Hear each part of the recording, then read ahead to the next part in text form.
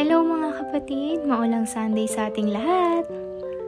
So, papakita ko sa inyo yung baon ko bago sumamba. Ito, ang wallet ko at mini notebook with ballpen.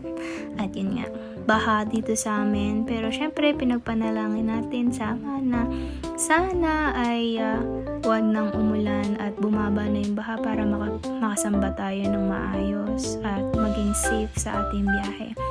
So, kaya wala kaming helmet kasi malapit lang naman yung kapilya at hindi naman dadaan ng highway.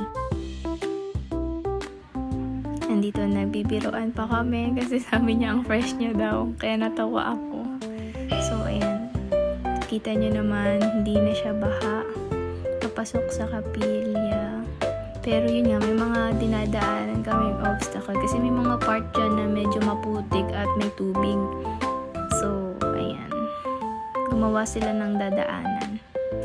At salamat po kay Kuyang Scan at pinayungan po kami dahil biglang lumakas ng bahagya yung ulan. Nakalimutan namin magdala ng payong.